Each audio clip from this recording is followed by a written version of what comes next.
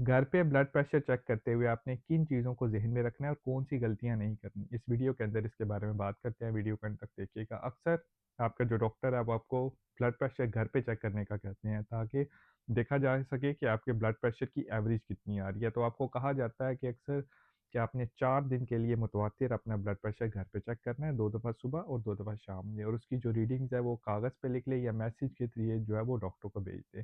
ताकि उस एवरेज के मुताबिक आपकी ब्लड प्रेशर की जो रीडिंग्स है और उसका इलाज किया जा सके।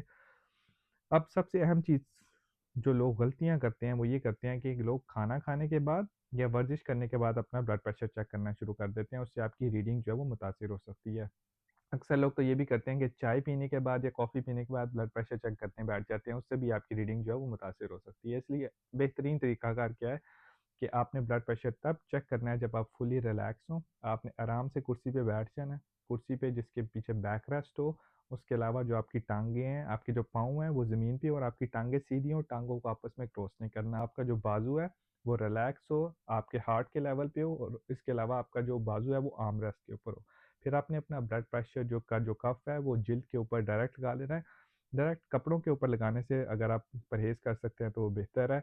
आपका जो ब्लड प्रेशर का कफ़ है, आपकी कोहनी से आपकी एल्बो से 2 से 3 सेंटीमीटर ऊपर होना चाहिए, और आपने अपने ब्लड प्रेशर की मॉनिटर की इंस्ट्रक्शंस भी देख लेनी है कि आपको वो क्या बता रही है। ये मैं जो आपको बता रहा हूँ ये आपके आर्म कफ़ की इंस्ट्रक्शंस है। और इसके बाद आपने जब अपना ब्लड प्रेशर एक दफ़ा रीडिंग ले लेनी है, कुछ मिनट आपने इंतज़ार करना है और फिर दोबारा आपने अपना ब्लड प्रेशर चेक करना है और उसको नोट कर लेना है। यही काम आपने शाम के टाइम भी करना है, और वो जो रीडिंग्स आपकी 4 दिन की या 7 दिन की आती हैं, वो आपने अपने डॉक्टर को भेज देनी है ताकि उसकी एवरेज देखी जाए कि आपकी रेंज किस लेवल पे आ रही है, क्या आपको दवाई की ज़रूरत है या क्या आपकी जो रीडिंग्स हैं, वो अभी लाइफ़स्टाइल चेंजेज़ से मैनेज हो सकती हैं, या अगर आपकी रीडिंग्स ऐसी हैं और आप पहले से ही दवाई ले रहे हैं, क्या आपकी दवाई की जो डोज़ है वो बढ़ाने की ज़रूरत है कि नहीं?